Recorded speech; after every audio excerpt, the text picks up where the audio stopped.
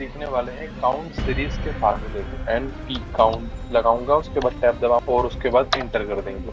तो देखिए, ठीक है, बराबर काउंट ए, टैब दबाएंगे 4 5 और ब्रैकेट बंद कर देंगे। नंबर 3 वाला फार्मूला बराबर काउंट ब्लैंक, काउंट ब्लैंक का टैब दबा देंगे। उसके बाद टैब दबाने के बाद हम सिंपली और इंटर कर देंगे। देखिए, आप सीखने वाले हैं काउंट सीरीज के फार्मूले को।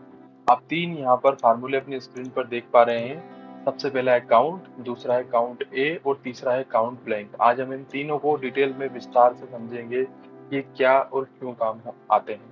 सबसे पहले काउंट। काउंट का काम क्या है? केवल उन सेल को गिनता है जिनमें नंबर्स होते हैं।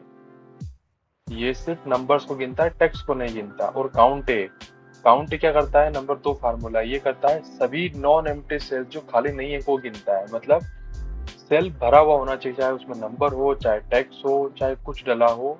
अगर ये उसमें कुछ डला हुआ है तो ये भरे हुए सेल्स को काउंट करता है।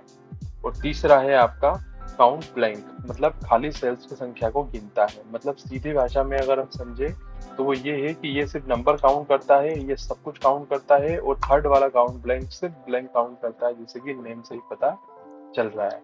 अगर आप एक नजर देखें यहाँ पर तो ये देखिए, ये तीनों फॉर्मूले यहाँ पर हैं। काउंट में केवल नंबर्स आएंगे, काउंट में भरे हुए सेल्स आएंगे और काउंट ब्लैंक में खाली सेल्स भी आएंगे। अब हम इसे यहाँ पर ट्राई करके देखने वाले हैं इन तीनों को यहाँ पर।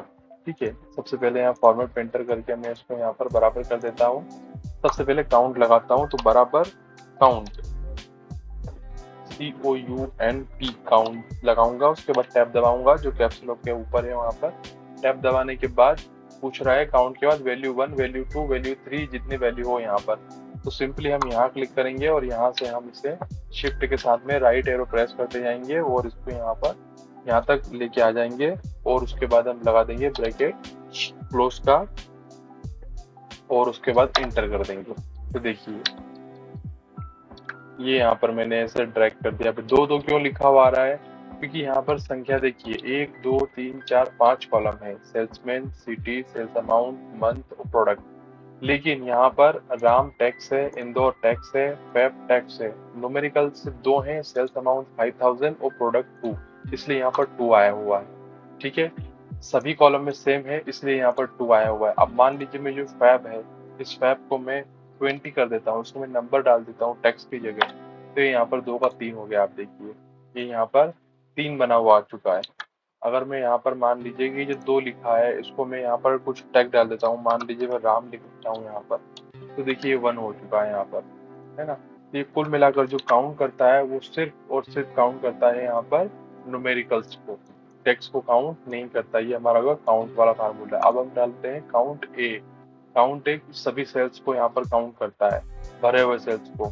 ठीक है, बराबर काउंट ए, टैब दबाएंगे। उसके बाद इसमें भी सेम यही रहेगा, वैल्यू 1 2 3 डालना है। तो यहाँ से वैल्यू ले लेंगे 1 2 3 4 5 और ब्रैकेट बंद कर देंगे।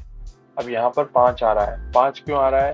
क्योंकि यहाँ पर टोटल 5 कॉलम है, राम, इंदौर, 5000, फैब और 2, ये पांचों इसमें कैलकुलेट किए हैं। जबकि काउंट वाले फार्मूले में हमने देखा था यहाँ पर इसने सिर्फ और सिर्फ नंबर्स को काउंट किया था, लेकिन काउंट ए में इसने नंबर्स और टेक्स्ट सभी को यहाँ पर काउंट किया है। अगर मैं मान लीजिए कि जो फैब लिखा हुआ है इसको मैं यहाँ पर करेंसी में चेंज कर देता हूँ या मैं डेट एंड टाइम में चेंज कर देता हूँ, मैं कुछ भी अगर यहाँ पर परसेंटेज में चेंज कर देता हूँ, कुछ भी कर देता हूँ, तो भी इसमें कोई डिफरेंस यहाँ पर नहीं आएगा। कंसोल डी कर आपको दिखा देता हूँ। तो काउंट में आप सिर्फ नंबर्स काउंट करेंगे और काउंट ए में आप काउंट करेंगे सभी सेल्स। अगर कोई ब्लैंक है तो ये नहीं काउंट करेगा। देखिए, ये दोनों हटा दिए, डिलीट कर दिए, यहाँ 3 लिखा हुआ आ गया, आप देख पा रहे होंगे स्क्रीन पर। तो थोड़ा जूम कर देता हूँ उसको यहाँ पर, ये देखिए 3 आ गया है। अगर मैं इन दोनों को भी डिलीट कर देता हूँ तो 1 आ जाएगा यहाँ पर, देखिए, है ना। ये काउंट ये 0 हो गया, टेक्स्ट नहीं है इसलिए 0 हो गया, सॉरी नंबर्स नहीं इसलिए 0 हो गया। और ये वाला 1 हुआ क्योंकि यहाँ पर आराम लिखा हुआ है। अब इसमें कंट्रोल Z कर देता हूँ वापस से और यहाँ काउंट ब्लैंक का नंबर हम निकालते हैं, नंबर 3 वाला फार्मूला। तो बराबर काउंट ब्लैंक, काउंट ब्लैंक पर टैप दबा देंगे। उसके बाद टैप दबाने के बाद हम सिंपली यहाँ से सिलेक्ट कर लेंगे, इसे पूरा सिलेक्ट कर लेंगे जहां तक का हमको देखना है। फार्मूला का जो सिंटेक्स है वो तीनों का सेम है और एंटर कर देंगे। देखिए आप कितने ब्लैंक सेल आ रहे हैं यहाँ पर, 0 0। क्यों? क्योंकि सब सेल भरे हुए हैं, यहाँ पर कोई भी ब्लैंक नहीं है। मान लीजिए कि मैं 5000 को डिलीट कर देता हूँ तो यहाँ पर एक बना हुआ आ जाएगा। क्यों एक बना हुआ आ जाएगा?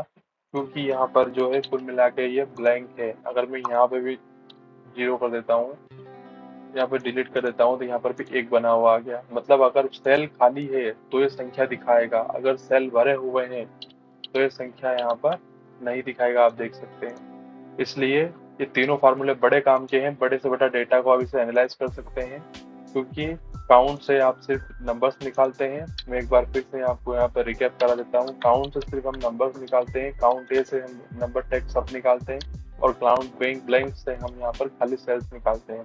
अब इसके आगे वाले वीडियो की सीरीज में हम काउंट इफ और बहुत सारे काउंट सीरीज के दूसरे फार्मूले भी हम स्टडी करने वाले हैं, और माइक्रोसॉफ्ट एक्सेल के दूसरे फार्मूले के लिए भी हम वीडियो आगे लाने वाले हैं। तो अगर आपको वीडियो अच्छा लगा हो तो जुड़े रहें हमारे साथ, बने रहें, और हमारे चैनल को सब्सक्राइब करें, वीडियो को लाइक करें, शेयर करें अपने उन दोस्तों के साथ जो माइक्रोसॉफ्ट एक्सेल सीखने की इच्छुक हों। वीडियो पर अगर वीडियो चाहते हैं कमेंट बॉक्स में जरूर बताएं। थैंक यू सो मच अपना कीमती समय देने के लिए।